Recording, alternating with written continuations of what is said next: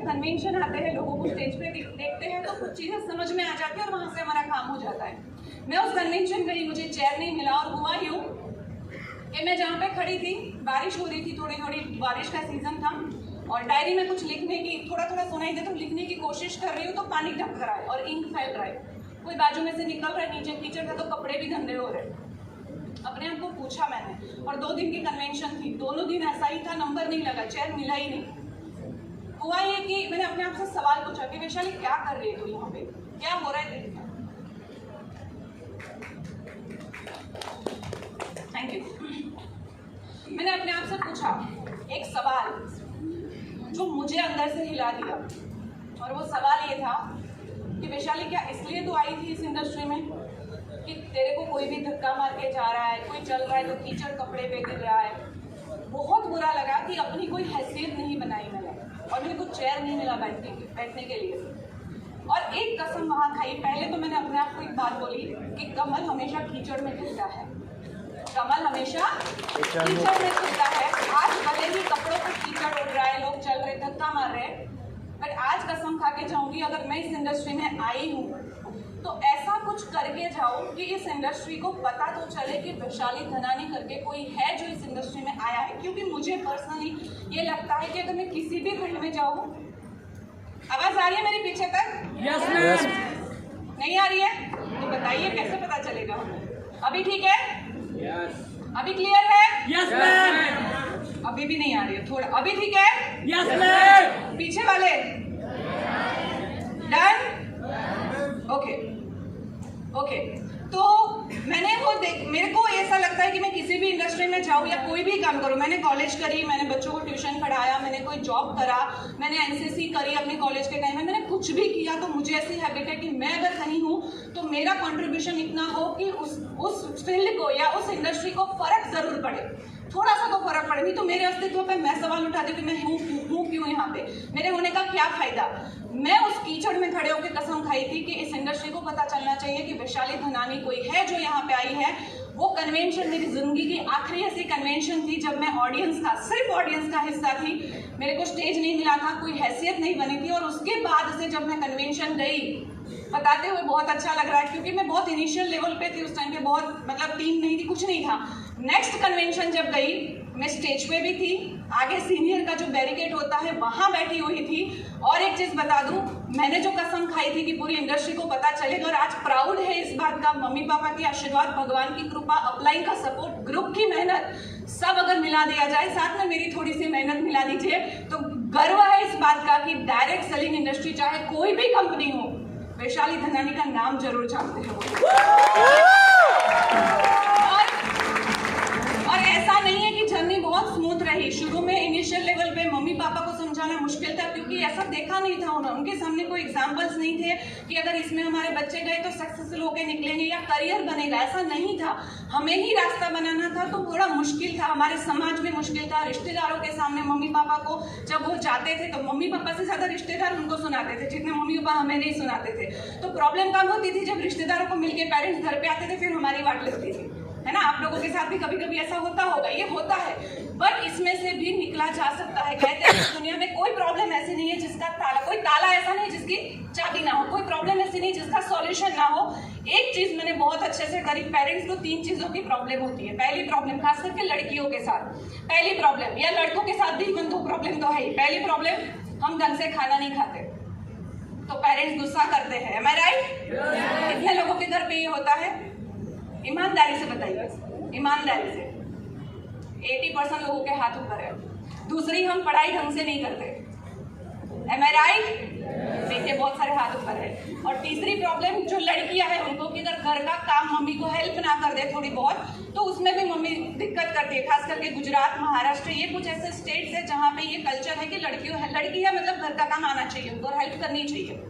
तो मैंने अपने पेरेंट्स को कभी भी मौका नहीं दिया कि वो मुझे डांटे या मुझे ऐसा बोले कि तुम ये कर रही हो इस वजह से तुमने खाना नहीं खाया, तुम ये कर रहे हो इसलिए तुम्हारे मार्क्स कम आ गए, या ये कर रहे हो इसलिए तुम घर में हेल्प नहीं करे। मैंने कभी मौका नहीं दिया। ऐसा कभी नहीं हुआ कि मेरे पेरेंट्स ने मेरी अपलाइन को कंप्लेन करी कि वैशाली ये गलत कर रही है, समझ रहे? दूसरी चीज बताती हूँ, मेरे पेरेंट्स बहुत फ्री माइंड के नहीं थे, पहले से बहुत नैरो माइंडेड थे। मुझे स्कूल भेजने को 11th स्टैंडर्ड में भेजने को रेडी नहीं थे। और उसका एक रीज़न ये था कि मेरी कजिन जो है उन्होंने भाग के शादी करी थी, तो पेरेंट्स को एक डर बैठ जाता है कि समाज में क्या इज्जत रहेगी अगर लड़की ऐसा कुछ करेगी। तो बहुत नैरो माइंडेड पेरेंट्स थे। बट मैंने उनको यकीन दिलाया कि आपकी बेटी कभी ऐसा कोई काम नहीं करेगी कि आपका सर झुके, कभी ऐसा कोई काम नहीं करेगी। उन्होंने मेरे पे ट्रस्ट रखा और पिछले 11 साल में मैंने वो ट्रस्ट निभाया। कभी कभी कोई तो ऐसा बोले मेरे पेरेंट्स को आके कि आपकी बेटी ने ये गलत करा, और जब ये मैंने विश्वास जीता माँ बाप का, तो उन्होंने मुझे सपोर्ट करना शुरू किया। शुरू में मेरे को भी सपोर्ट नहीं मिला था, और एक वक्त ऐसा आया मैंने इतना विश्वास जीता अपने पेरेंट्स का कि किसी भी रिश्तेदार, किसी भी सोसाइटी वाले लोगों की ये कहने की हिम्मत नहीं होती थी मेरे माँ बाप को कि बेटी को घर से बाहर नहीं भेजना चाहिए, क्योंकि उनको पता था कि गलती से भी मेरे माँ बाप के पास पहुंचे मेरी बात लेके तो मम्मी पापा एक जवाब दे देंगे हमको कि हमारी बेटी को हम संभाल लेंगे, आप अपना देखिए। इतना बिलीव मैंने अपने पेरेंट्स का जीता और उसको मैंने निभाया। और मुझे ऐसा लगता है कि डेडिकेशन हो गया, सेक्रीफाइस, बहुत सारी चीज़ें हमारी जर्नी में होती है जिससे हम सक्सेसफुल होते हैं, लेकिन 2-3 चीज़ें ऐसी बहुत मैटर करती हैं जो मुझे लगा कि मेरी सक्सेस में बहुत बड़ा उसका हाथ है। उसमें से वैसे बहुत सारी चीज़ें हैं, बट मैं 2 चीज़ें टच करना चाहती हूँ। एक तो है कि हम बहुत ऐसा इस चीज़ को लाइटली लेते हैं, और वो होता है रिस्पेक्ट देना।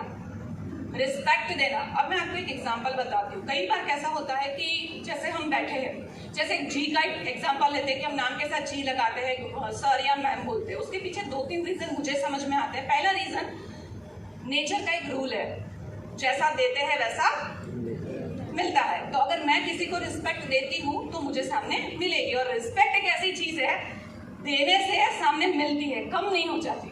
कोई चीज मेरे पास है, हैंकी है, मैंने किसी को दे दिया तो कम हो गया ना, बट रिस्पेक्ट में ऐसा नहीं है, दूंगी तो सामने मिलेगा। तो मैंने एक नया कल्चर यहाँ पे देखा डायरेक्ट सेलिंग इंडस्ट्री के अंदर, जब इसमें आई थी कि नाम के साथ हम सर, मैम और जी लगाते हैं। हमसे जूनियर है या बराबर है तो हम जी लगाते हैं, सीनियर है तो सर और मैम लगाते हैं। तो शुरू में मुझे थोड़ा अजीब लगा क्योंकि हमें हैबिट नहीं है, बट बाद में समझ में आया कि ये बहुत जरूरी है। रिस्पेक्ट में बहुत सारी चीजें आती है। जैसे कि एग्जांपल लेते हैं, मैंने हमेशा देखा अपने बच्चों के साथ, तो मैंने भी यही फॉलो किया, तो नीचे ग्रुप भी यही, क्योंकि डायरेक्ट सेलिंग इंडस्ट्री का एक रूल है, जैसा हम बोलते हैं वैसा ग्रुप नहीं करता, जैसा हम करते हैं वैसा ग्रुप करता है। मैंने कभी पीनल जी, रितुल जी, मीरल जी या दीपाली जी किसी को नहीं सिखाया कि रिस्पेक्ट देना होता है अपलाइन को। उन्होंने देखा मुझे अपलाइन को रिस्पेक्ट देते हुए, उन्होंने मुझे देना शुरू कर दिया। उनकी डाउनलाइन ने उनको देखा कि मुझे रिस्पेक्ट दे रहे, तो वो लोग उनको देना शुरू कर दे। जैसे कि एग्जांपल लेते हैं, हम लोग सब बैठे हैं, मान लीजिए अपलाइन आई, क्या करना चाहिए? पता सबको है, खड़ा हो जाना चाहिए। कितने लोग खड़े होते हैं? 6-7 हाथ ऊपर है बस। अभी क्यों ऊपर हो रहे हैं? हाँ, अपलाइन आई, हमने गुड मॉर्निंग विश किया। गुड मॉर्निंग बोलने का भी तरीका होता है। गुड मॉर्निंग ऐसा ना बोले कि सामने वाला इंसान सो जाए, गुड मॉर्निंग ऐसा बोले सामने वाला जागे ना जागे, हम अंदर से जाग जाए, है ना। जब कोई स्वामीनारायण संप्रदाय का इंसान या वैष्णव है तो वो जय श्री कृष्ण बोलता है, कितनी श्रद्धा से बोलता है, जय स्वामीनारायण बहुत श्रद्धा से बोलते हैं। तो हम भी गुड मॉर्निंग कैसे बोलते हैं? श्रद्धा से। कैसे बोलते हैं? गूंगे लोग जवाब दे दो, कैसे बोलते हैं? उनके मुंह से नहीं निकला। दो जो पीछे बैठे कॉर्नर पे, जिनकी मुंडी अभी नीचे थी, कैसे बोलते हैं गुड मॉर्निंग?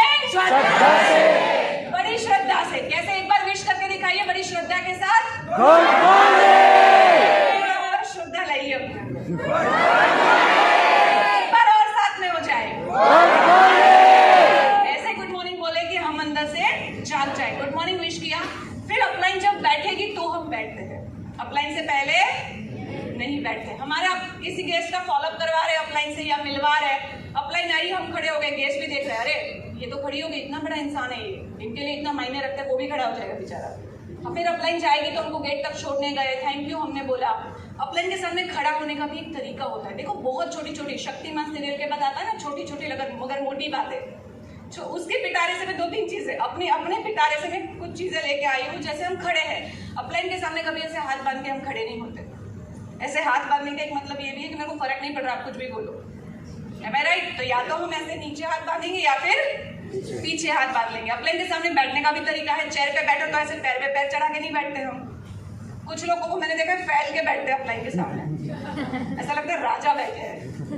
नहीं, अपलाइन के सामने अच्छे से, है ना, क्योंकि जब हम अच्छे से बैठते